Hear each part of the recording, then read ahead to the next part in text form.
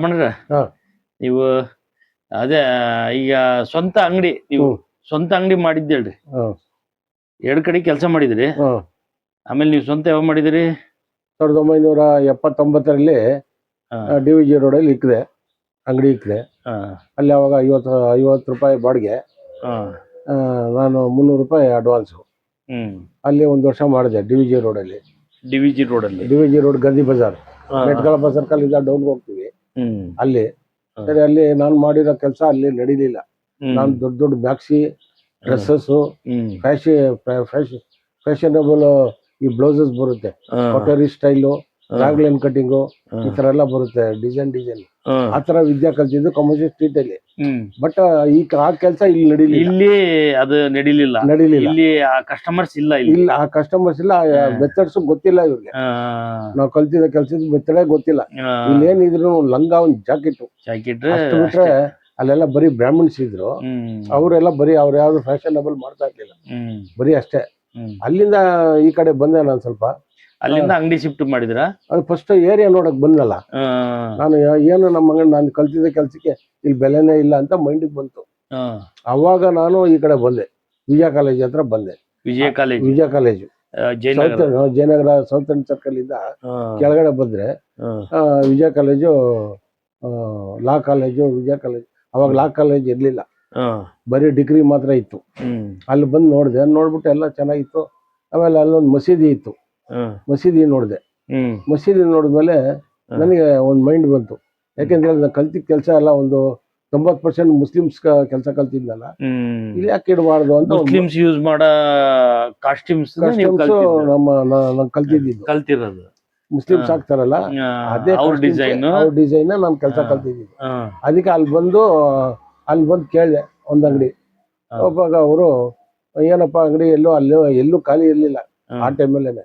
ಆಮೇಲೆ ಒಬ್ರು ಮಾಡಿ ಕೆಳಗಡೆ ಒಂದಿತ್ತು, ಅವ್ರು ಮಾಡಿ ಕೆಳಗಡೆ ಐತೆ ನೋಡಪ್ಪ ಅಂದ್ರು. ಮಾಡಿ ಕೆಳಗಡೆ ತಗೊಂಡೆ. ಅದು ಎಷ್ಟು ಬಾಡಿಗೆ?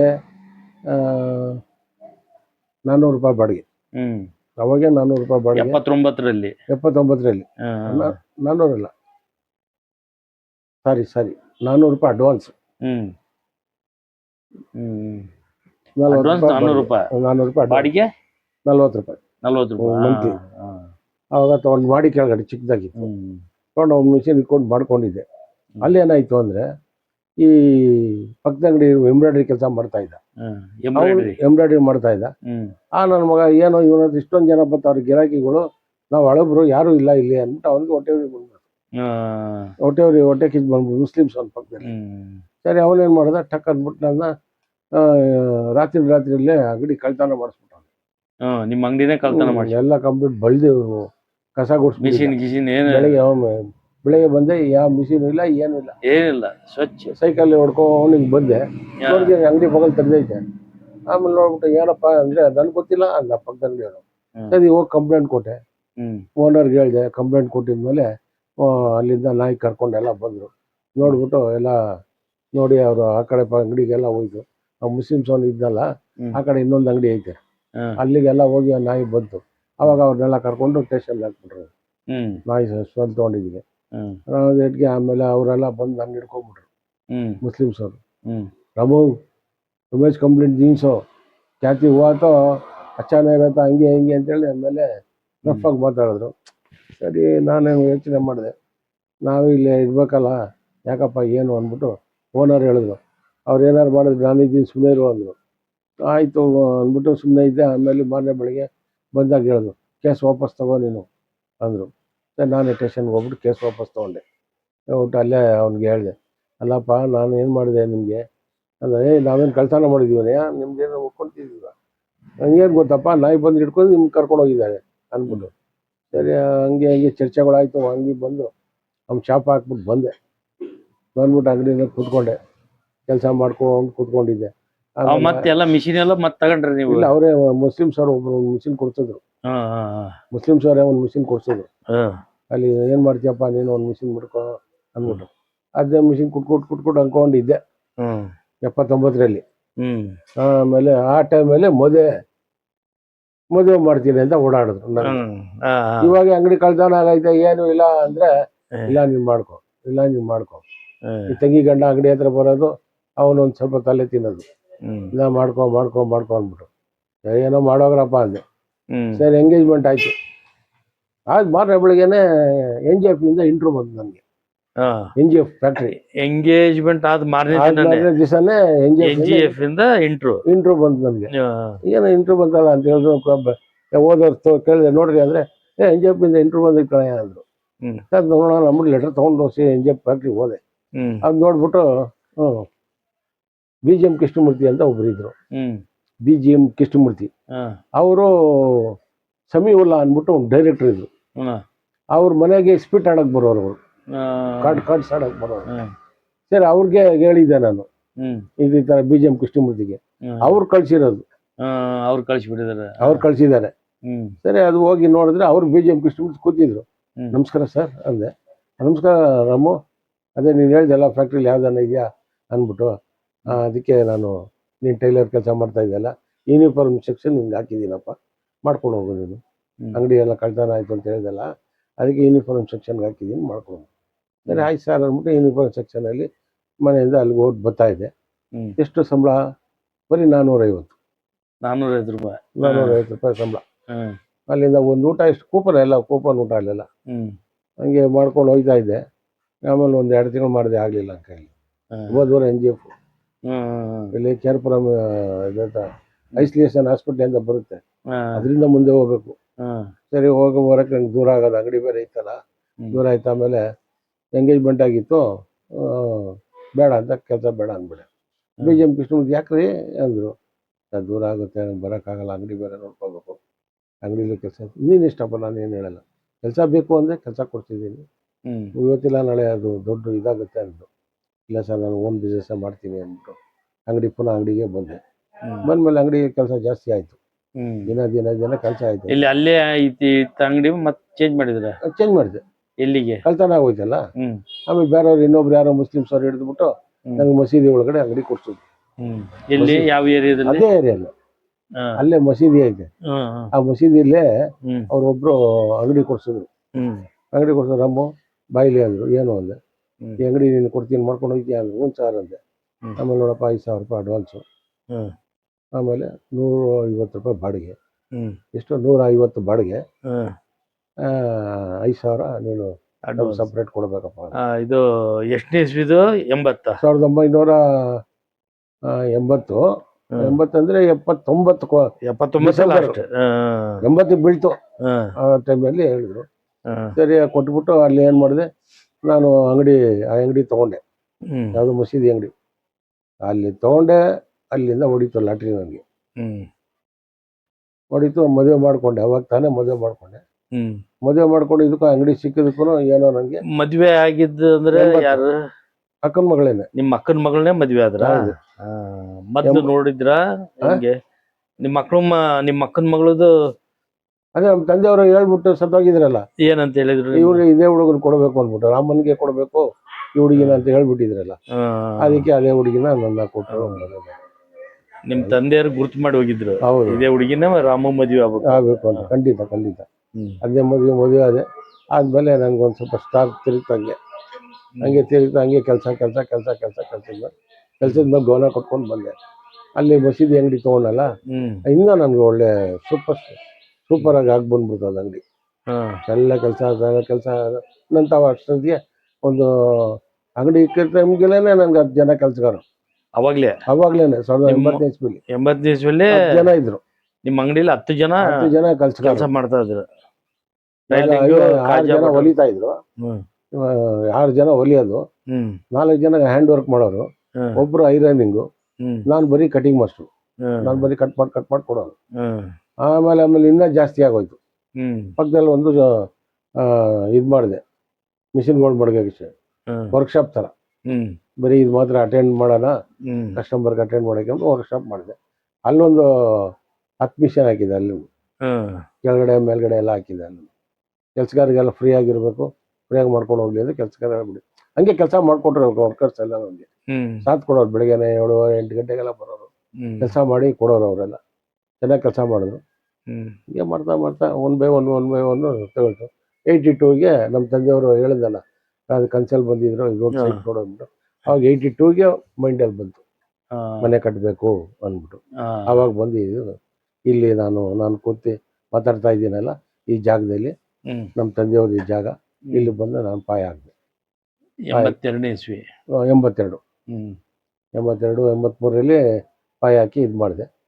ಹಂಗೆ ಸ್ವಲ್ಪ ಹಂಗೆಲ್ಲ ಅದು ನಮ್ಮ ಅಣ್ಣ ತಮ್ಮದಿರಲ್ಲಿ ನಾನೇ ಫಸ್ಟು ಮನೆ ಕಟ್ಟಿದ್ದು ನಾನೇ ಫಸ್ಟು. ಯಾರು ಎಲ್ಲರೂ ವೀಕಾಗೇ ಇದ್ರು, ನಾನು ಅಣ್ಣ ತಮ್ಮದಿರಿಗೆಲ್ಲ ನಾನೇ ವಿನ್ನು. ಅವಾಗ ಎಲ್ಲ ಚೆನ್ನಾಗಿ ಬಾಳಬೇಕು ಅಂದರೆ ದಾನ ಧರ್ಮ, ಅಕ್ಕ ತಂಗಿದಿರ ಮಕ್ಕಳು ಮಾಡಬೇಕು, ಅಣ್ಣ ತಮ್ಮದಿರ ಮಕ್ಕಳು ಮಾಡಬೇಕು, ಇದೇ ಮಾಡ್ಕೊಂಡ್ಬಂದೆ ನಾನು. ಎಲ್ಲರೂ ಕಷ್ಟ ಬಿದ್ದು ಮಾಡಿರೋದು ಅಣ್ಣ ತಮ್ಮದಿರೆಲ್ಲ. ಎಲ್ಲ ಒಂದಾಯ್ತು, ಒಳ್ಳೇದು ಮಾಡಿದೆ, ಎಲ್ಲರಿಗೂ ಒಳ್ಳೇದು ಮಾಡ್ಕೊಂಡ್ ಬಂದೆ. ಮತ್ತೆ ನಿಮ್ದು ಡೆಲಿವರಿದು ಒಂದು ಹೇಳಿದ್ರಿ. ಹೇಳಿ ಅದೇ ನಮ್ಮ ಅಜ್ಜಿಯವ್ರು ಹೇಳಿದ್ರು. ನೀವು ಹುಟ್ಟಿದ್ದ ಅವಳಿ ಜವಳಿ? ಹೌದು, ರಾಮ ಲಕ್ಷ್ಮಣ. ನಮ್ಮ ಅಜ್ಜಿಯವರೇ ಊರಲ್ಲಿ ಡೆಲಿವರಿ ಮಾಡ್ತಿರೋದು. ಅದ್ರಲ್ಲೂ ಸ್ಪೆಷಲ್ ಆಗಿ ನಾನು ಹುಟ್ಟಿರೋದಂದ್ರೆ ಕಾಲ್ ಮುಂದೆ ಹುಟ್ಟಿದಂತೆ. ನಿಮ್ಮ ಕಾಲ್ ಮುಂದೆ ಆಗಿ ಹುಟ್ಟಿರೋದಂತೆ. ನಿಮ್ಮ ಜೊತೆಗೆ ನಿಮ್ ತಮ್ಮನ ಅವನು ತಲೆ ಮುಂದೆ ತಲೆ ಮುಂದೆ ಹುಟ್ಟಿರೋದು, ನಾನು ಕಾಲ್ ಮುಂದೆ ಹುಟ್ಟಿರೋದು.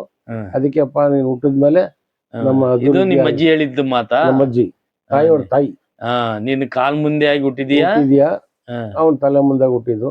ನೀನ್ ಹುಟ್ಟಿದ್ಮೇಲೆನೆ ಇವ್ರು ನಿಮ್ ತಂದೆ ತಾಯಿಗೆ ಒಳ್ಳೇದಾಯ್ತಪ್ಪ. ಅಂದ್ರೆ ಅದೊಂದಿದೆ, ಕಾಲ್ ಮುಂದೆ ಆಗಿ ಹುಟ್ಟಿದ್ರೆ ಅದು ಒಂದ್ ಮನೆತನ ಮತ್ತೆ ಅದು ಎದಳುತ್ತೆ ಮೇಲೆ ಎದ್ದೇಳುತ್ತೆ ಅಂತ. ಆಮೇಲೆ ನಾವು ಇದ್ವಲ್ಲ ಒಟಾರದಲ್ಲಿ, ಎಲ್ಲೇಗೌಡ್ರ ಒಟಾರದಲ್ಲಿ ನಾವು ಇದ್ವಲ್ಲ, ಆ ಒಟಾರದಲ್ಲಿ 10 ವರ್ಷ ಮಕ್ಕಳಿಲ್ಲ ಅವ್ರಿಗೆ. 10 ವರ್ಷ ಮಕ್ಳು ಇರ್ಲಿಲ್ವಂತೆ. ಆ ಮುತ್ಕಿ ಒಬ್ರು ಏಜ್ ಆದವ್ರು, ವಯಸ್ಸಾದವ್ರು ಮುತ್ಕಿ ಇತ್ತು. ಅವರು ಮುತ್ಕಿ ಹೇಳ್ತು, ಅದು ರಾಮ ಲಕ್ಷ್ಮಣ ಮಲ್ಕೊಂಡವ್ರಲ್ಲ, ತೊಟ್ಲು ತಗೊಂಡಾಗ ನಿಮ್ ಮನೇಲಿ ಮಡ್ಕೊಳ್ರೆ ನಿಮ್ಗೂ ಮಕ್ಕಳು ಆಗ್ಲಿ ಅಂದ್ರಂತೆ. ನಾವ್ ಮಲಗಿದ್ನ ತೊಟ್ಲು ತಗೊಂಡಾಗ ಅವ್ರು ಮಡ್ಕೊಂಡಿದ್ದಕ್ಕೆ ಅವ್ರಿಗೆ ಲವಾಕುಶ. 10 ವರ್ಷ ಮಕ್ಕಳು ಇಲ್ದಾರೆ ಅದಕ್ಕೆ ಅವ್ರಿಗೆ ಲವಾಕುಶ ಹುಟ್ಟುತ್ತೆ. ಹೌದಾ? ಇವಾಗ ಇದಾರೆ ಇವಾಗ. ಹಾಗೆ ಅದೊಂದು ದಾಖಲೆ ಅಲ್ವಾ, ಆತರ ಆಗಿ ದಾಖಲೆ ಅಲ್ವಾ. ಕಾಲ್ ಮುಂದಾಗ ಹುಟ್ಟಿ ನಮ್ಮ ಫ್ಯಾಮಿಲಿ ಎಲ್ಲ, ನಮ್ಮ ಅಕ್ಕ ತಂಗಿಯಿಂದಾನೇ ಏಳಿಗೆ ಆಯ್ತು, ನಿಮ್ಮನೆ ಏಳಿಗೆ ಆಯ್ತಲ್ಲ. ಹುಟ್ಟಿ ಹಂಗೆ ಆಮೇಲೆ ತೊಟ್ಲನ್ನ ಅವ್ರು ತಗೊಂಡೋಗಿದ್ದಕ್ಕೆ ಅವ್ರಿಗೆ ಅವಾಗ 10 ವರ್ಷ ಮಕ್ಳು ಇಲ್ಲ, ಮದುವೆ 10 ವರ್ಷ ಮಕ್ಕಳಾಗಿ ಮದುವೆ ಆಗ 10 ವರ್ಷ ಇರ್ಲಿಲ್ಲ. ಅವಾಗ ಅಜ್ಜಿ ಹೇಳಿದ್ದಂತೆ, ರಾಮ ಲಕ್ಷ್ಮಣ ಹುಟ್ಟಿ ತೊಟ್ಟು ತಗೊಂಡಾಗ ನೀವು ಮಡ್ಕೊಳ್ರಿ ಅಂದ್ಬಿಟ್ಟು. ಅದ್ ಮಡ್ಕೊಂಡಿದ್ದಕ್ಕೆ ಅವ್ರಿಗೆ ಲವಾಕುಶ, ಅವ್ರಿಗೂ ಅವಳಿ ಜವಳಿ ಫಸ್ಟ್ ಸ್ಟಾರ್ಟಿಂಗ್ ಲವಾಕುಶ. ದಾಖಲೆ ಅಲ್ವಾ ಇದು? ದಾಖಲೆ, ಮಿರಾಕಲ್, ಕೆಲವೊಂದು ಇತಿಹಾಸ ಅದು ನಡೆಯುತ್ತೆ ಅಷ್ಟೇ.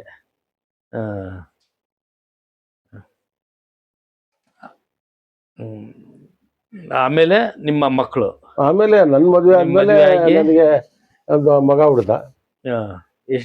ಮದ್ವೆ ಆಗಿ ಎಷ್ಟು ವರ್ಷಕ್ಕೆ ಹುಟ್ಟಿದ? 2 ವರ್ಷಕ್ಕೆಲ್ಲ ಹುಟ್ಟಿದ. 80ಗೆ ಮದುವೆ ಆಯ್ತು. 1980 ಏಪ್ರಿಲ್ ತಿಂಗಳಲ್ಲಿ 21 ಅವಾಗ ಮದುವೆ ಆಯ್ತು.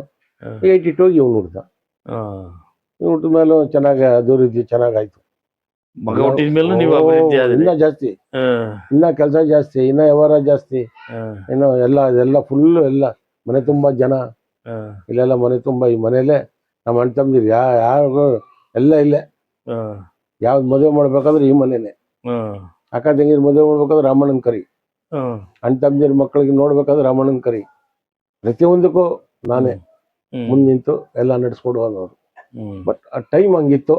ಅದೊಂದು ಟೈಮ್ ದೊಡ್ಡವ್ರು ಹೇಳ್ತಾರಲ್ಲ, ನಿನ್ಗೊಂದು ಸುಖದ ದಶೆನಲ್ಲಿ ಇತ್ತಪ್ಪ, ನಾನೇ ಮಾಡ್ದೆ ಬದುಕಿದೆ ಅನ್ನೋದು ಇದು ಸತ್ಯ.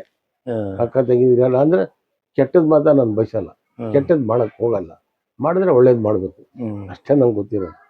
ನಮ್ಮ ತಂದೆಯವರು ಹೇಳೋರು, ಕೆಟ್ಟದ್ ಮಾಡ್ಬೇಡಪ್ಪ, ಕೆಟ್ಟದ್ ಬಯಸ್ಬೇಡ, ಬಯಸಿದ್ರೆ ಒಳ್ಳೇದ್ ಬಯಸು, ಅವ್ರಿಗೂ ಒಳ್ಳೇದಾಗ್ಲಿ ನಿನ್ಗೂ ಒಳ್ಳೇದಾಗ್ಲಿ ಅನ್ನೋರು. ಅದ್ ಮಾತ್ರ ಮಾಡ್ಕೊಂಡ್ ಬಂದಿದ್ದೀನಿ. ಎಲ್ಲ ಮಕ್ಕಳಿಗೂ ಮಾಡಿದೆ, ಎಲ್ಲ ಬಯಸ್ಬೇಕು. ಲೈಫಲ್ಲಿ ಇನ್ನೊಂದು ದೊಡ್ಡ ಘಟನೆ ನಡೆದಿದ್ದು ಅಂದ್ರೆ, ನನ್ನ ಅಂಗಡಿನಲ್ಲಿ ನನ್ನ ತಮ್ಮನ್ನ ಹ್ಯಾಂಡ್ ವರ್ಕ್ ಮಾಡಿದ್ದೆ. ತಮ್ಮ ಅವನಿಗೆ ನಮ್ಮ ಹ್ಯಾಂಡ್ ವರ್ಕ್ ಮಗ, ಅವನು ಚಿಕ್ಕವನು, ಅವನೇ ಕೊನೆಯವನು. ತಮ್ಮ ಕೃಷ್ಣ ಅನ್ಬಿಟ್ಟು ಅವನೇ ಕೊನೆಯವನು. ಸರಿ ಅನ್ಬಿಟ್ಟು ಮಾಡ್ಕೊಂಡು ವ್ಯವಹಾರ ಮಾಡ್ಕೊಂಡಿದ್ದು. ಮಾಡ್ಕೊಂಡು ಇರ್ತಾ ಲೈಫಲ್ಲಿ ಇದು ನನ್ನ ಲೈಫಲ್ಲಿ ನಡೆದಿರೋ ಘಟನೆ ಇದು. ದೇವ್ರು ಇದ್ದಾನೆ ಅನ್ನೋದಕ್ಕೆ ಇದೊಂದು ಸತ್ಯವಾಗಿ ನಡೆದಿರೋಂಥ ಕತೆ. ಹ್ಮ್ ನೀವು ನಂಬಿದ್ರೆ ನಂಬಿ, ಬಿಟ್ರೆ ಬಿಡಿ.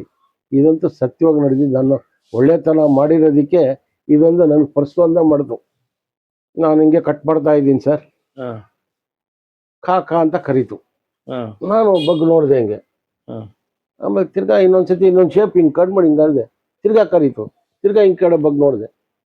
3ನೇ ಸತಿ ಕಟ್ ಮಾಡ್ತಾ ಇದ್ದೀನಿ, ತಿರ್ಗಾ ಕರೀತು. ಅವ್ನು ಏನಪ್ಪ ಅಂತ ನೋಡ್ತೀನಿ, ಸ್ಟ್ಯಾಂಡ್ ಕೆಳಗಡೆ ಕೂತವನೆ. ಹ್ಮ್ ಮಿಷಿನ್ ಸ್ಟ್ಯಾಂಡ್ ಹೊಲಿತೀವಲ್ಲ, ಹ್ಮ್. ಅದ್ರ ಕೆಳಗಡೆ ಕೂತವನೆ ಯಾರು? ಪರಮಾತ್ಮ. ಹೌದಾ? ಹ ಅವಾಗ ನೋಡ್ತೀನಿ, ಅರೆ ಯಾಕೆ ಹಿಂಗೆ ಒಳಗಡೆ ಬಂದವ್ರು ಇವರು ಅಂದ್ಬಿಟ್ಟು. ಆವಾಗ ನನ್ನ ಫ್ರೆಂಡ್ ಮೂರ್ತಿ ಅಂತ ಒಬ್ರು ಇದ್ದು, ಐರನ್ ಮೂರ್ತಿ ಅಂತ ಪಕ್ಕದ ಅಂಗಡಿಲಿ. ಅಣ್ಣ ಅಂದೆ, ಏನೇ ಅಂದು ಬಾಯಿಲಿ ಅಂದ. ಬಂದು ನೋಡ್ದ, ಹಿಂಗೈತೆ ಅಂದ. ಇದು ಸತ್ಯವಾಗಿ ನಡೆದ ಘಟನೆ. ಆವಾಗ ಕರ್ಪೂರ ತಂದು ಅಂಟಿಸಿ, ಪರಮಾತ್ಮ ನಾನು ಯಾವುದು ಕೆಟ್ಟದ್ದು ಬಯಸಿಲ್ಲ, ಕೆಟ್ಟದ್ದು ಮಾಡಲಿಲ್ಲ. ಎಲ್ಲರಿಗೂ ನಿನ್ನ ಹೆಸರು ಹೇಳಿ 10 ಜನಕ್ಕೆ ಅನ್ನದಾನ ಮಾಡ್ತಾ ಇದ್ದೆ. ನಿನ್ನ ಶ್ರವಣ ಬತ್ತಿತ್ತಲ್ಲ, ಆವಾಗ ಅಯ್ಯಪ್ಪನ ಕತೆ ಮಾಡಿಸಿ 100 ಜನಕ್ಕೆ ಅನ್ನದಾನ. ಶನೇಶ್ವರ ಸ್ವಾಮಿ. ಅವನೇ ಬಂದಿರೋದು ಅಂಗಡಿ ಒಳಗಡೆ. ಕಾಕ ಅಂದ್ರೆ ಏನು ಅರ್ಥ ಮಾಡ್ಕೊಳ್ಳಿ. ಶನೇಶ್ವರ ಅವ್ರು ಸ್ವಾಮಿ ಬಂದು ಅಂಗಡಿ ಒಳಗಡೆ ಕೂತವ್ರೆ. ಕೂತಾಗತ್ತಾನೆ, ಅಪ್ಪ ಪರಮಾತ್ಮ ನಿನ್ ಕತೆ ಪಾವಡ ಎಲ್ಲ ಮಾಡಿಸ್ದೆ. ಇಷ್ಟು ವರ್ಷ ನಿನ್ ಸೇವೆ ಮಾಡಿದೆ ನಾನು. ನನ್ನ ಅಕ್ಕ ತಂಗಿದ್ರು, ಅಣ್ಣ ತಮ್ಮಂದಿರೆಲ್ಲ ತುಂಬಿಸ್ದೆ ಮನೆ ಒಳಗಡೆ. ನನಗೆ ಯಾಕಪ್ಪ ಪರಿಶೋಧನೆ ಅಂದೆ. ಆವಾಗ ಕರ್ಪೂರ ಅಣಿಸಿ ಈ ಕಡೆ ಓಡಿಸ್ತು. ಮೂರ್ತಿ ಅಣ್ಣವರು ಒಳ್ಳೆಯವ್ರು, ನನಗೆ ಫ್ರೆಂಡು. ಒಂದ್ ಜಾಗದಲ್ಲಿ ಕೇಳ್ಕೊಂಬರೋದು ಬಾ ಅಂದ್ಬಿಟ್ಟು ಆವಾಗ ಒಬ್ಬರ ಹತ್ರ ಪುರೋಹಿತರ ಹತ್ರ ಕರ್ಕೊಂಡು ಹೋದ್ರು. ಏನ್ ಮೂರ್ತಿ ಅಂದ್ರು. ಏನಿಲ್ಲ, ಹಿಂಗೆ ನೋಡೋಣ ಅಂತ ಬಂದು ನಮ್ಮನ್ನ. ಏನ್ ಹೇಳಿ ಅಂದ್ರು. ಪಂಚಾಂಗ ತಗೊಂಡು ಹಿಂಗೆ ನೋಡಿ, ಹೇಳಿ ಮೂರ್ತಿಯವರೇ ಅಂದ್ರು. ಇಲ್ಲ, ರಾಮಣ್ಣವ್ರಿಗೆ ಒಂದು ಸ್ವಲ್ಪ ಅಡಚಣೆ ಆಯಿತು, ಅದು ಕೇಳೋಣ ಬಂದು. ಹೇಳ್ತೀನಿ ಅಂತ. ಪರಮಾತ್ಮ ಇವತ್ತು ಅಂಗಡಿ ಒಳಗಡೆ ಬಂದು ಕೂತವ್ರೆ. ಹಿಂಗೆ ತೆಗೆದು ನೋಡಿದ್ರು.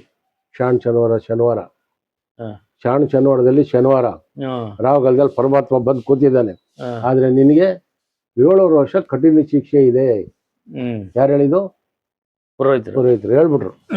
ಸ್ವಾಮಿ, ನಾನು ಒಳ್ಳೆ ಕೆಲಸ ಮಾಡಿದ್ದೀನಿ, ಎಲ್ಲಾರ್ಗು ಒಳ್ಳೇದು ಮಾಡಿದ್ದೀನಿ, ನನ್ಗೆ ಯಾಕೆ ಸಂಬಂಧ ಅಂತ ವಿಕ್ರಮರಾಜಂಗೆ ಬಿಟ್ಟಿಲ್ಲ, ಅಂತ ಸತ್ಯ ಹರಿಚಂದ್ರಂಗೆ ಬಿಟ್ಟಿಲ್ಲ.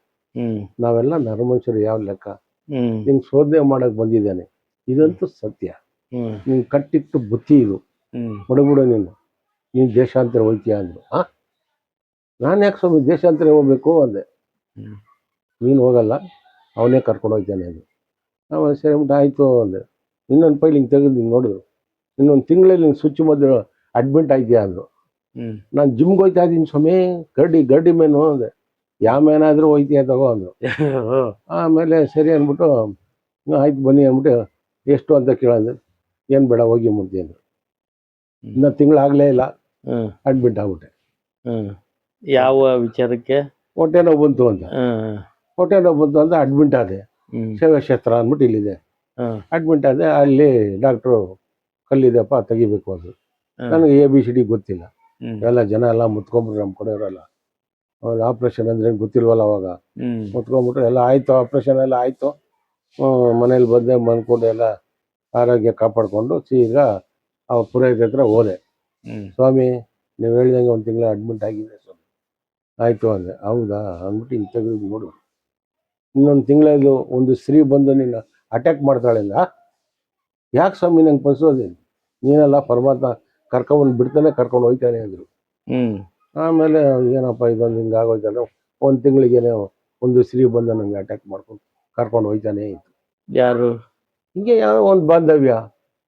ಒಂದು ಸ್ತ್ರೀ ಬಂದು ಅದು ಕಷ್ಟ ದುಃಖ ಹೇಳ್ಕೊಂಡು ಹಿಂಗೆ ಕರ್ಕೊಂಡು ಹೋಯ್ತು. ಅದು ಪರಮಾತ್ಮ ಕರ್ಕೊಂಡು ಹೋಗ್ತಾ ಇರ್ತಾನೆ. ಅದು ಏನು ಎಂತೂ ಕಥೆಗಳು ನಾವು ಕೇಳಕ್ಕಾಗಲ್ಲ, ನೋಡಿದವರು ಕೇಳಲ್ಲ, ಮಾಡಲ್ಲ. ಅದು ಏನೋ ತಪ್ಪರ್ಥ ಮಾಡ್ಕೋತಾರ ಅವರು. ಆಮೇಲೆ ಸರಿ ಅಂಡರ್ಸ್ಟ್ಯಾಂಡ್ ಆಯ್ತು, ಇಬ್ಬರಿಗೂ ಹೋಗ್ಬಿಟ್ಮೇಲೆ ಆಮೇಲೆ ಸರಿ ಆದ್ಕೊಂಡು ಮನೆ ಮಾಡಿದೆ, ಮಡಗಿದೆ, ಊಟ ಮಾಡ್ಕೊಂಡು ಇದ್ದೆ. ಹಂಗೆ ನಡ್ಕೊಂಡು ಬಂತು. ಆಮೇಲೆ ನಮ್ಮ ಮನೆಯವ್ರ ಕಡೆ ಗೊತ್ತಾಯ್ತು, ಅವರೆಲ್ಲ ಬಂದು ಬಡದು ಎಲ್ಲ ಓಡಿಸಿದ್ರು. ಆಮೇಲೆ ಸರಿ ಪುರೋಹಿತರಿಗೆ ಹೋಗಿ ಹೇಳಿದೆ. ತಿರ್ಗಿ ಹಿಂಗೆ ತೆಗೆದು ನೋಡಿದ್ರು. ಅದು ಬಿಡಲ್ಲ, ನೀನು ಬಿಡಲ್ಲ, ಅಂಟ್ಕೊಂಡಾಯ್ತು, ಅದು ನಡೀತದೆ, ಶಾಂತಿಯಾಗಿರು, ಎಲ್ಲೂ ಹೋಗಲ್ಲ, ಬರುತ್ತೆ, ಶಾಂತಿಯಾಗಿರೋದು. ಏನು ಮಾಡೋ ಸ್ವಾಮಿ ಅಂತ. ಸರಿ ಪಕ್ಕದಲ್ಲಿ ಶೆಟ್ಟಿ ಅಂದೆ. ಏನು ಅರ್ಜೆಂಟಾಗಿ ನನಗೆ ಒಂದು 2,000 ರೂಪಾಯಿ ಬೇಕು ಅಂದೆ. ಯಾಕ್ರಿ ಅಂದರು. ಹಿಂಗೆ ಊರಿಗೆ ಹೋಗ್ಬೇಕು ನಾನು, ಯಾರಿಗೂ ಹೇಳ್ಬೇಡ, ನಾನು ಬಂದು ನೋಡ್ಕೊತೀನಿ ಅಂತ. ಅವನು ಒಳ್ಳೆ ಫ್ರೆಂಡ್ ಅವನು ಹ್ಮ್ ಶೆಟ್ಟಿ ಪಕ್ಕದಲ್ಲಿ ಎತ್ತಿದ 2,000 ರೂಪಾಯಿ ಕೊಟ್ಟ. ಜೋಗಿ ಮಾಡ್ಕೊಂಡು ಸೀದಾ ಅವ್ರ ಊರಿಗೆ ಹೋದೆ. ಹ್ಮ್ ಊರಿಗೆ ಹೋದಕ್ಕೆ ನಮ್ಮ ದೇವೇಗೌಡರವರಲ್ಲ ಆ ಊರು ಅರ್ಧಳ್ಳಿ ಅರ್ಧಳ್ಳಿ ಅರಣ್ಯಲ್ಲಿಗೆ ಹೋದೆ. ಅಲ್ಲಿಂದ ಹುಡುಗಿ ಹ್ಮ್ ಹ್ಮ್ ಅಲ್ಲಿಗೆ ಹೋದೆ ಅವ್ರ ಅಪ್ಪ ಅಮ್ಮ ಎಲ್ಲ ಭಾಳ ಖುಷಿ ಪಟ್ಟರು.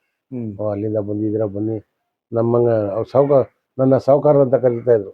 ಅಷ್ಟು ಜನ ಕೆಲಸ ಮಾಡ್ತಾ ಇದ್ರಲ್ಲ, ಅಯ್ಯೋ ನಮ್ಮ ಸಾವುಕಾರರು ಬಂದ್ರು ಕರೆಯೋರು. ಹಂಗೆ ಹೋದೆ ಒಳಗಡೆ ಮನೆ ಕೂತ್ಕೊಂಡೆ.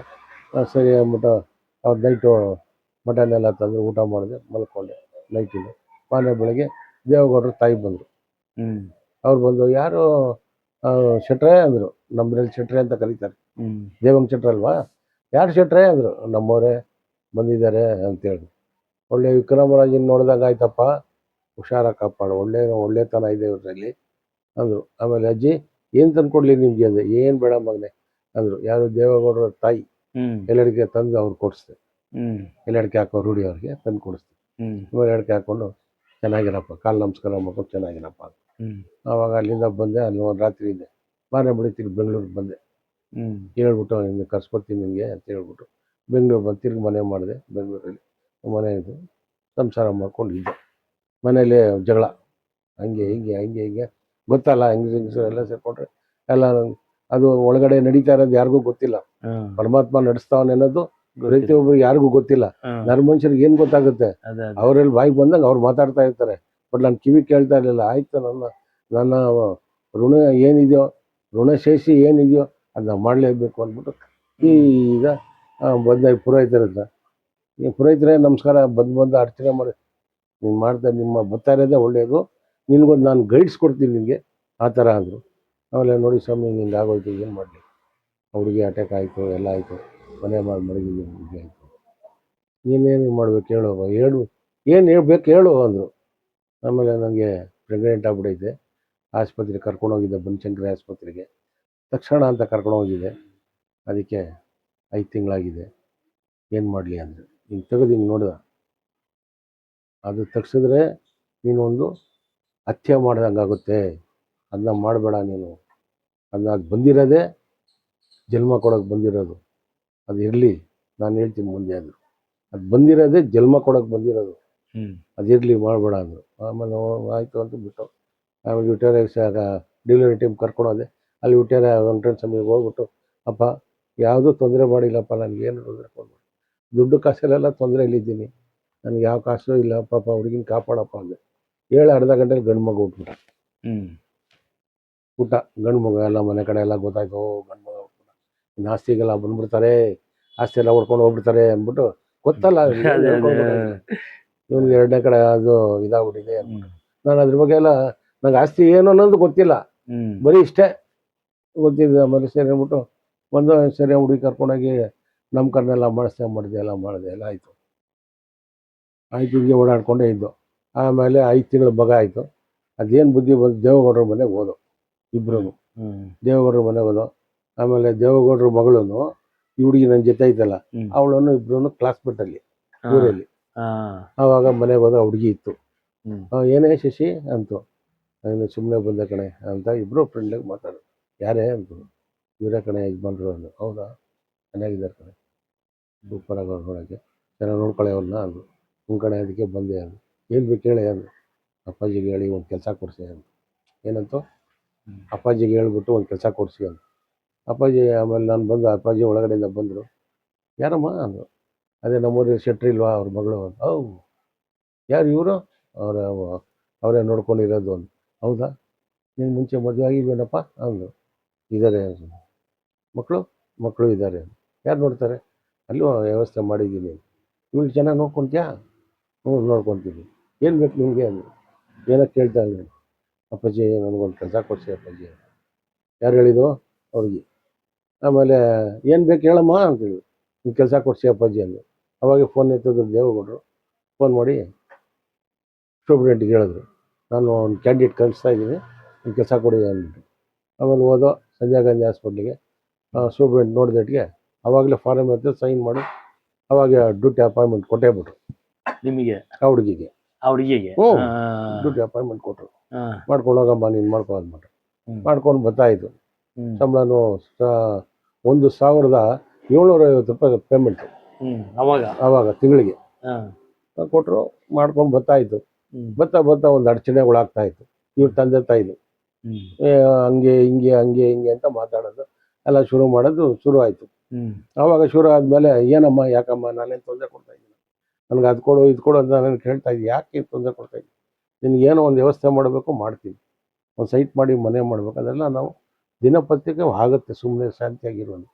ನಿಮ್ಮ ಮೇಲೆಲ್ಲ ಹಿಂಗೆ ನಮ್ಮ ಅಪ್ಪ ಅಮ್ಮ ನಮ್ಮ ಅಣ್ಣ ತಮ್ಮ ಮೇಲೆ ಟಾರ್ಚರ್ ಮಾಡ್ತಾ ಇರೋದು, ಯಾವುದಕ್ಕೂ ತಲೆ ಕೊಡಬೇಡ, ನಿನ್ನ ಕೆಲಸ ಆಯಿತು ಇದಾಯಿತು ಮಾಡ್ಕೊಂಡಿರೋ ಅಂತ. ಆಮೇಲೆ ಆಯಿತು. ಆ ಹುಡುಗ 1 ವರ್ಷದ ಹುಡುಗ ಆದ. 1 ವರ್ಷ ಆಯಿತು. ಬರ್ತ್ಡೇ ಮಾಡೋಣ ಅನ್ನೋದು ಗ್ರ್ಯಾಂಡಾಗಿ ಬರ್ತ್ಡೇ ಮಾಡಿಸ್ದೆ. ಬರ್ತ್ಡೇ ಮಾಡಿಸ್ಬಿಟ್ಟು ಅವತ್ತು ವಾರದಲ್ಲಿ ಭಾನುವಾರ ಮನೆಗೆ ಹೋದೆ. ಆಮೇಲೆ ಕೈಮಾ ಎಲ್ಲ ಮಾಡಿದ್ರು, ಊಟ ಮಾಡಿ ಡ್ರಿಂಕ್ಸ್ ಮಾಡ್ತೀರಾ ಅಂದು ಹ್ಞೂ ಅಂದೆ. ಹೋಗಿ ಕಾಸು ಕೊಟ್ಟರು, ಹೋಗಿ ಡ್ರಿಂಕ್ಸ್ ತಗೊಂಡು ಡ್ರಿಂಕ್ಸ್ ಮಾಡಿದೆ. ಡ್ರಿಂಕ್ಸ್ ಮಾಡಿದ್ಮೇಲೆ ಮಲ್ಕೊಂಡಿದ್ದು. ಆಮೇಲೆ ತೊಡೆ ಮೇಲೆ ಮಲ್ಕೊಂಡು ನಾಳೆ ನಾನು ಇರಲ್ಲ ರೀ, ಹೋಗ್ತಾ ಇದ್ದೀನಿ. ಯಾಕೆ ಏನಾಯಿತು ಅಂದೆ. ಇದೇ ಲಾಸ್ಟ್ ನಿಮ್ಮ ತೊಡೆ ಮೇಲೆ ಹೋಗ್ತಾ ಇರೋದು, ನಾನು ಸತ್ತು ನಿಮ್ಮ ತೊಡೆ ಮೇಲೆ ಸಾಯ್ತೀನಿ, ನಾಳೆ ಹೋಗ್ತಾ ಇದ್ದೀನಿ ನಾನು. ತಮಾಷೆ ಆಡಬೇಡ, ಮಲ್ಕೊಳಮ್ಮ ಅಂದು ಮಲ್ಕೊಂಡು ಬೆಳಗ್ಗೆ ಎದ್ದು ಸ್ನಾನ ಮಾಡಿದೆ. ಅವಳು ತೊಗೊಂಡೋಗಿ ಅಲ್ಲಿ ಸಂಜಯ್ ಗಾಂಧಿ ಹಾಸ್ಪಿಟ್ಲಿಗೆ ಬಿಟ್ಬಿಟ್ಟು ಅಂಗಡಿಗೆ ಬಂದೆ. 5 ಗಂಟೆಗೆ ಫೋನ್ ಬಂತು. ಟ್ರನ್ ಅಂತ ಫೋನ್ ಶೆಟ್ಟಿ ಅಂಗಡಿ ನಂಬರ್ ಕೊಟ್ಟಿದೆ. ಫೋನ್ ಬಂತು. ಅಲ್ಲಿಗೆ ಹಿಂಗೆಪ್ಪ ಸಂಜಯ್ ಗಾಂಧಿಯಲ್ಲಿ ಅಡ್ಮಿಟ್ ಆಗೋರು ಬನ್ನಿ. ಬೆಳಗ್ಗೆ ತೊಗೊಂಡೋಗಿ ಕೆಲ್ಸಕ್ಕೆ ಬಿಟ್ಟಲ್ಲ ಅಂದೆ. ನಿಮ್ಮ ಬಾಪ ಇಲ್ಲಿ ಅಂದು ಹೋದೆ. ಡಾಕ್ಟ್ರು ನಮ್ಮ ಹಾಸ್ಪಿಟ್ಲಿಗೆ ಏನೂ ಆಗಲ್ಲಪ್ಪ, ನಿಮ್ಗೆ ಬೇಕಾದ್ರೆ ಎಲ್ಲನ ತೋರಿಸ್ಕೊಳಂಗಿದ್ರೆ ಆಂಬುಲೆನ್ಸಲ್ಲಿ ಕೊಡ್ತೀವಿ, ನೀನು ಕರ್ಕೊಂಡು ಹೋಗು ಅಂದು. ಸೀದಾ ಅಲ್ಲಿಂದ ಆಂಬುಲೆನ್ಸಿಂದ ತೊಗೊಂಡು ಬೆಂಗಳೂರು ಆಸ್ಪತ್ರೆಗೆ ಬಂದೆ. ಅವನ ತಮ್ಮನೂ ಜೊತೆಲೇ ಇದ್ದ. ಅವನ ಹೆಸರು ತಾಂಡವ ಅಂದ್ಬಿಟ್ಟು, ಕೊನೆ ತಮ್ಮ ಜೊತೆಲೇ ಇದ್ದ. ಸರಿ ಅಂದ್ಬಿಟ್ಟು ಬೆಂಗಳೂರು ಆಸ್ಪತ್ರೆಗೆ ಹೋದಟ್ಟಿಗೆ ಇಲ್ಲಾಗಲ್ಲ ರೀ, ಸಂಜಾನ್ಸ್ಗೆ ಹೋಗಿ ಅಂದರು. ಸರಿ ಆಗಲ್ಲ ಪಾಪ ಅಂದ್ಬಿಟ್ಟು ಆಟೋದಲ್ಲಿ ತೊಗೊಂಡು ಇದೇ ತೊಡೆ ಮೇಲೆ ಮನಸ್ಕೊಂಡಿದ್ದೆ. ತೊಡೆ ಮೇಲೆ ಸತ್ತೋಗೋದೆ. ಸಂಜಾನ್ಸ್ ತೊಗೊಂಡೋದೆ, ಹೋಗ್ಬಿಟ್ಟಿದ್ದೆ ಹೋಗ್ರಿ ಅಂದರು. ನಾವು ಸೀದಾ ತೊಗೊಂಬಂದೆ. ಮನೆ ಜಪ್ಪಿನವ್ರದ್ದು ಮನೆ ಮಾಡಿದ್ರು, ಅಲ್ಲಿ ಮನಸ್ಸಿದೆ ಎಲ್ಲ ಬಂದ್ಬಿಟ್ರು. ಇನ್ಸ್ಪೆಕ್ಟ್ರು, ಸರ್ಕಲ್ ಇನ್ಸ್ಪೆಕ್ಟ್ರ್ ಅವ್ರು ಇವರು ಎಲ್ಲ ಬಂದ್ಬಿಟ್ರು. ಡಣ್ ಅಂತ ಎಲ್ಲ ಬಂದ್ಬಿಟ್ಟಿದ್ದು. ಯಾರು ರಾಮು? ನಾನೇ ಸರ್. ನೀನೇನು ರೀ ಹುಡುಗಿನ ಸಾಯಿಸಿದ್ವಿ, ಪಾಯ್ಸನ್ ಕೊಟ್ಟು ಅಂದರು. ಇಲ್ಲ ಸರ್, ನಾನು ಅದೆಲ್ಲ ಏನು ಮಾಡಲಿಲ್ಲ, ನಾವು ಆ ಥರ ಕೆಲಸ ಎಲ್ಲ ಮಾಡೋದೇ ಅಲ್ಲ ಅಂದೆ. ಆಮೇಲೆ ದೇವ್ರು ಬಂದಂಗೆ ಒಬ್ಬ ದಪ್ಪೆದಾರ ಒಬ್ಬ ಬಂದ್ಬಿಟ್ಟು, ಸರ್ ಇವರು ನಮ್ಮ ಬಸವನಗುಡಿ ಕಾಂಪ್ಲೆಕ್ಸಲ್ಲಿ ಇವ್ರು ಅಂಗಡಿ ಮಾಡಿದ್ದಾರೆ ಸರ್. ಹೌದೇನ್ರಿ ಅಂದರು. ಹ್ಞೂ ಸರ್, ಅಲ್ಲೇ ಇದೆ ನಮ್ಮ ಅಂಗಡಿ. ಆಮೇಲೆ ಈ ಪಾಯ್ಸನ್ ಕೊಡ್ಸೋರು ಯಾರು ಅಂದರು. ನನಗೆ ಗೊತ್ತಿಲ್ಲ ಸರ್, ನಾನು ನೋಡೇ ಇಲ್ಲ, ಗೊತ್ತಿಲ್ಲ ಅಂದೆ. ಸರಿ ಅಂದ್ಬಿಟ್ಟು ಕಾನ್ಸ್ಟೇಬಲ್ ಅಂದರು, ಒಳಗಡೆ ಹೋಗಿ ಚೆಕ್ ಮಾಡಿರಿ ಅಂದರು. ಚೆಕ್ ಮಾಡಿದ್ರೆ ಅಡುಗೆ ಮನೆಯಿಂದಲೇ ಪಾಯ್ಸನ್ ಬಗ್ಗೆ ಸಿಕ್ತು. ಹಿಡ್ಕೊಂಬಂದು ಇನ್ಸ್ಪೆಕ್ಟರ್ ತೋರಿಸೋದು. ಸರ್ ಅಡುಗೆ ಮೇಲೆ ಸಜ್ಜಾ ಮೇಲೆ ಐತೆ ನೋಡಿ ಸರ್ ಅಂದ್ಬಿಟ್ಟು. ಆಮೇಲೆ ಕೇಳಿದ್ರು, ಏನಪ್ಪ ನಂಗೆ ಗೊತ್ತಿಲ್ಲ ಸರ್. ಅಷ್ಟಕ್ಕೆ ನಮ್ಮ ಅಣ್ಣ ತಮ್ಮದಿರೆಲ್ಲ ಬಂದ್ಬಿಟ್ರು. Inspector catch ಹಾಕೊಂಬಿಟ್ರು. ಅಣ್ಣ ತಮ್ಮದಿರು ಎಲ್ಲ ಬಂದ್ಬಿಟ್ರು. 6 ಜನ ಅಣ್ಣ ತಮ್ಮದಿರು, ನಮ್ಮ ದೊಡ್ಡಣ್ಣ ಅವ್ರ ಮಕ್ಕಳು, ನಮ್ಮ ಚಿಕ್ಕಣ್ಣ ಅವ್ರ ಮಕ್ಕಳು ಎಲ್ಲ, ಒಂದು ತಮ್ಮ ಅವರೆಲ್ಲ ಬಂದ್ಬಿಟ್ಟು ಎಲ್ಲ ಇನ್ಸ್ಪೆಕ್ಟರ್ಗೆ ಎಲ್ಲ ಕ್ಯಾಚ್ ಹಾಕೊಂಬಿಟ್ರು. ಅವ್ರು ಏನು ನೋಡ್ಕೊಬೇಕೋ ನೋಡ್ಕೊಂಬಿಟ್ರು. ಅವಾಗ ಏನಮ್ಮ ಹಿಂಗೆಲ್ಲ ಸುಳ್ಳು ಹೇಳ್ತೀಯ ನೀನು, ನಿಮ್ಮ ಮನೆಯಲ್ಲೇ ಸಿಕ್ಕೈತೆ, ನೀವೇ ಮಾಡಿದ್ದೀರಾ, ಲಾಸ್ಟಿಗೆ ನೀವೇ ಕಂಪ್ಲೇಂಟ್ ಕೊಟ್ಟಿದ್ದೀರಾ ಅಪ್ಪನ ಮೇಲೆ ಹೌದು. ಆಮೇಲೆ ಒಟಾರದಲ್ಲಿ ಆ ಅಮ್ಮ ಬಂದು ಒಬ್ಳು ದೇವ್ರು ಬಂದ್ಬಿಟ್ಟು, ಇನ್ಸ್ಪೆಕ್ಟ್ರ್ ಸರ್ ಇವರು ದೇವ್ರಂತ ಮನುಷ್ಯರು, ಇವ್ರು ಬರೋದು ಗೊತ್ತಿಲ್ಲ ಹೋಗೋದು ಗೊತ್ತಿಲ್ಲ, ಇದಕ್ಕೆ ಹತ್ಯೆ ಮಾಡೋರೆ ಪಾಯ್ಸನ್ ಕೊಡ್ಸೋರೆ ಇವರಲ್ಲ ಸರ್, ಇಷ್ಟು ಅನ್ಯಾಗಿದ್ರು, ಇವ್ರ ಮೇಲೆ ತಪ್ಪಾದ ಮಾಡಬೇಡಿ, ತುಂಬ ಒಳ್ಳೆಯ ಮನುಷ್ಯ ಅಂತ ಒಳಗಡೆಯಿಂದ ಬಂದು ಅಮ್ಮ ಹೇಳಿದ್ರು. ಅದಕ್ಕೆ ಸ್ಟೇಟ್ಮೆಂಟ್ ಬರ್ಕೊಂಡು ಹೋದ್ರು ಅವರು. ಅಲ್ಲಿಗೆ ಪೊಲೀಸ್ ಕೇಸ್ ಇಲ್ಲ, ಹೊಂಟೋಯ್ತು. ಸರಿ ಬೆಳಗ್ಗೆ ಆಮೇಲೆ ಅಡ್ಡಮ್ರ ಬಂದರು. ಏನಪ್ಪ ಅಂದರು, ಇಲ್ಲೇ ಇದ್ದು ಆ ಸೇವೆ ಮಾಡಿಬಿಟ್ಟು ನಾನು ಬರ್ತೀನಪ್ಪ ಅಂದೆ. ಅಂದರೆ ನಾವು ಊಟ ಮಾಡಿದ್ದೀವಿ, ಅದು ತಕ್ಕನಾಗಿ ಸೇವೆ ಮಾಡಬೇಕು. ಸರಿ ಅಂದ್ಬಿಟ್ಟು ನಾನು ಎಲ್ಲ ದಫನೆಲ್ಲ ಮಾಡಿ ಅದಕ್ಕೇನು ಶಾಂತಿ ಮಾಡೋದು ಮಾಡಿದೆ. ಅಲ್ಲ, ಅದು ಯಾಕೆ ರೀಸನ್ ಅನ್ನೋದು ಗೊತ್ತಾತ? ರೀಸನ್ ಇನ್ನೂ ಮುಂದೆ ಇದೆ. ಆಮೇಲೆ ಸರಿ ಅಂದ್ಬಿಟ್ಟು ನಾನು ಹೋಗಿ ಮಣ್ಣು ಮಾಡಿ ಎಲ್ಲ ಮಾಡಿಬಿಟ್ಟು ಬಂದು ಮನೆಗೆ ಬಂದು ಸ್ನಾನ ಮಾಡಿ ಕುತ್ಕೊಂಡು ಆಮೇಲೆ ಮಾರನೇ ಬೆಳಗ್ಗೆ ಪುರೋಹಿತ ಹತ್ರ ಹೋಗಿ ಕೇಳಿದೆ. ಪುರೋಹಿತರೆ ಏನು ರಮ್ಮ ಅವರೇ ಹೀಗೆ ಹೊಂಟೋಯ್ತು ಅಂದರು. ತೀರೋಯ್ತು. ಅದು ಬಂದಿದ್ದು ಜನ್ಮ ಕೊಡೋಕೆ ಬಂತು, ಅದು ಸಾಯಕ್ಕೆ ಒಂದು ಕಾರಣ ಇತ್ತು, ಅದಕ್ಕೆ ಹೋಯ್ತು. ಅದು ಇನ್ನೊಂದು ಜನ್ಮ ಎತ್ತಬೇಕು. ನೀನು ಅದಕ್ಕೆ ಏನು ನೀನು ಕೆಟ್ಟದ್ದು ಮಾಡಬೇಡ. 11 ತಿಂಗಳು ಅದಕ್ಕೆ ಸತತವಾಗಿ ಊಟ ಕೊಡುವಂದರು. ಏನಂದ್ರು ಪುರೋಹಿತರು? 11 ತಿಂಗಳು ಸತತ 1 ವರ್ಷ ಯಾರಿಗೆ? ಹುಡುಗಿಗೆ ಎಡೆ ಇಕ್ಕು, ತಿಂಗಳು ಎಡೆ ಇಕ್ಕಿ ಲಾಸ್ಟ್ಗೆ ಅದನ್ನ ಅಲ್ಲಿ ಹೋಗಿ ಅವಳದು ಏನೇನು ವಸ್ತ್ರ ಎಲ್ಲ ಕೊಡಬೇಕು ಬ್ರಾಹ್ಮಣರಿಗೆ ಕೊಟ್ಟು ಅದು ಶಾಶ್ವತವಾಗಿ ನೀನು ಅದನ್ನ ತರ್ಪಣೆ ಬಿಡಬೇಕು ನೀನು ಒಳಗಡೆ. ಮಾಡ್ತೀನಿ ಸರ್ ಅಂದೆ. ತಿಂಗಳು ಮಾಡ್ತಾನೆ ಇದ್ದೆ. ಮಾಡ್ಕೊಂಡು ಬಂದೆ. ಒಂದು 6 ತಿಂಗಳಾಯಿತು. 6 ತಿಂಗಳು ಅವ್ರ ಮನೆಗೆ ಹೋಗ್ತಾ ಇದ್ದೆ. ಅಲ್ಲೇ ಎಲ್ಲ ಮಾಡಿಬಿಟ್ಟು ಬರ್ತಾಯಿದ್ದೆ. ಆಮೇಲೆ ಬರ್ತಾ 1 ವರ್ಷ ಆಯಿತು. ಪುರೋಹಿತರಿಗೆ ಹೇಳಿದೆ 1 ವರ್ಷ ಆಗೋಯ್ತು, ಕಂಪ್ಲೀಟ್ ಆಯಿತು ಅಂದೆ. ಇನ್ನೂ ಒಂದು ಕೆಲಸ ಇದೆ ಮಾಡಬೇಕಪ್ಪ ಅಂತ. ಏನು ಪುರೋಹಿತರೆ ಅಂದೆ. ಆ ಮಗುನ ಅವ್ರ ತಂದೆ ತಾಯಿನ ಇವ್ರನ್ನೆಲ್ಲ ತಿರುಪ್ತಿ ಕರ್ಕೊಂಡು ಹೋಗ್ಬೇಕು ನೀನು, ತಿರುಪ್ತಿಗೆ ಮೋಕ್ಷ ಕೊಡಿಸ್ಬೇಕು ಅಂದರು. ಯಾಕೆ ಸರ್ ಅಂದರು. ಪರಿಹಾರ ಆಗಬಾರ್ದ ನಿನಗೆ ಪರಿಹಾರ ಆಗ್ಬೇಕಂದ್ರೆ ಇದು ಮಾಡಲೇಬೇಕು ನೀನು ಅಂದರು. ಆವಾಗ ಅವ್ರನ್ನೆಲ್ಲ ಅವರ ತಂದೆ ತಾಯಿನ ಆ ಮಗುನ ಕರ್ಕೊಂಡು ತಿರುಪ್ತಿಗೆ ಹೋಗಿ ಅಲ್ಲೆಲ್ಲ ದರ್ಶನ ಮಾಡಿಸಿ, ಕಲ್ಯಾಣಿ ಸ್ನಾನ ಮಾಡಿಸಿ, ಮೋಕ್ಷ ಕೊಡಿಸೋದಕ್ಕೆ ಅಂತ ಮೋಕ್ಷ ಕೊಡಿಸಿ ಕರ್ಕೊಂಡು ಬಂದೆ. ಅಲ್ಲಿಗೆ ಆ ಸ್ಟೋರಿ ಅಲ್ಲಿಗೆ ಮುಗೀತು. ಆಮೇಲೆ ಅಲ್ಲೇ ಬಿಟ್ಬಿಟ್ಟೆ. ಆಮೇಲೆ ಕೂತ್ಕೊಂಡು ಯೋಚನೆ ಮಾಡಿದೆ. ಅವಳು ಹೇಳಿದ್ಲು ಸಾಯೋಗ, ಈ ಮಗುನ ಯಾವ ಕಾರಣಕ್ಕೂ ಇಲ್ಲಿ ಬಿಡಬೇಡಿ, ನಿಮ್ಮ ಸುತ್ತಿದ್ದು ನೀವು ತೊಗೊಂಡೋಗ್ಬೇಕು. ನಾನೇನು ತೊಗೊಂಡೋಗಿಲ್ಲ, ಅಕ್ಕನ ಹತ್ರ ಕೊಟ್ಬಿಡಿ, ಅಕ್ಕ ಮಾಡ್ಕೊಡ್ತೈತಿ ಅಂತ ಹೇಳಿತ್ತು ಒಂದು ಮಾತು. ನಾನು ಕೂತ್ಕೊಂಡು ಯೋಚನೆ ಮಾಡಿದೆ, ಮಗು ಏನು ಮಾಡೋದು. ಆಮೇಲೆ ಒಂದು ದಿವಸ ಹೋದ್ಮೇಲೆ ಈ ಥರ ಮಗು ಕೊಡಿ, ಇದೆಲ್ಲ ಮನೆ ಮಾಡಿರೋದು ಸಾಮಾನು TV ಪವಿ ಎಲ್ಲ ನೀವು ಮಾಡ್ಕೊಡಿ, ಮಗು ಮಾತ್ರ ಕೊಡಿ ಅಂದರೆ ನಾವು ಮಗು ಕೊಡಲ್ಲ. ಅವರು ಮಗು ನಾವು ಕೊಡಲ್ಲ, ಏನು ಮಾಡ್ತೀರ ಮಾಡ್ಕೋಗಿ ಅಂತ ಹೇಳಿದ್ರು. ಆಮೇಲೆ ಇನ್ಸ್ಪೆಕ್ಟ್ರಿಗೆ ಹೋಗಿ ಹೇಳಿದೆ, ಲೆಕ್ಕ ನೋಡಿದ್ರೆ ಮಗು ನಿನಗೆ ಬರಬೇಕು, ಅವ್ರ ಆಯಮ್ಮ ಏನು ಹೇಳೋದು ಅಂತ ಅವ್ರು ಇನ್ಸ್ಪೆಕ್ಟ್ರ್ ಹೇಳಿದ್ರು. ಅಷ್ಟೇ ನಮ್ಮ ಅಣ್ಣನಿಗೆ ಇಂಪ್ಲೂಯೆನ್ಸ್ ಇತ್ತು. ಅವನೇನು ಮಾಡಿ ಟಕ್ಕಂತ ಒಂದು ಇದು ಮಾಡಿ ನಮ್ಮ ಅಣ್ಣನ ಮಗ ಅವರೆಲ್ಲ ನಿಂತ್ಕೊಂಡು ಎಲ್ಲ ರಿಲೇಷನಲ್ಲಿ ಇದೆಲ್ಲ ಮಾತಾಡೋದೆಲ್ಲ ತಪ್ಪು, ನಿಮ್ಮ ಮಗುನ ಹಾಳು ಮಾಡಿಬಿಡ್ತೀರಾ, ಅಯ್ಯಪ್ಪನ ಹತ್ರ ಕೂಡ ಅವ್ನು ಎಷ್ಟು ಸಂಸಾರನ ಅವ್ನು ಕಾಪಾಡೋವನೇ, ಇದೊಂದು ಮಗು ಹೆಚ್ಚ ಅಂದ್ಬಿಟ್ಟು ಹೇಳಿ ಸಮಾಧಾನ ಮಾಡಿಸಿ ಒಂಚೂರು ಅವ್ರಿಗೇನೋ ಒಂಚೂರು ಎಲ್ಲ ಕೊಟ್ಟು ಆ ಮಗುನ ತಗೊಂಬಂದು ನಮ್ಮ ಮನೆಗೆ ಮೊದಲಿಗೆ ಹಾಕೋದು. ಅಲ್ಲಿಗೆ ಆ ಕೆಲಸ ಮುಗೀತು.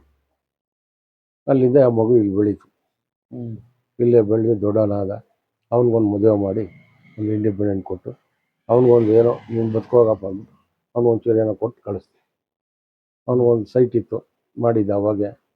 ಮಾಡಿದಾಗ ಆ ಸೈಟ್ನ ಅವನ ಹೆಸರು ಮೇಲೆ ರಿಜಿಸ್ಟರ್ ಮಾಡಿಬಿಟ್ಟು ಬದುಕೋಗಪ್ಪ ನೀನು ಅಂತ ಅವ್ನು ಕಳಿಸ್ತೀವಿ.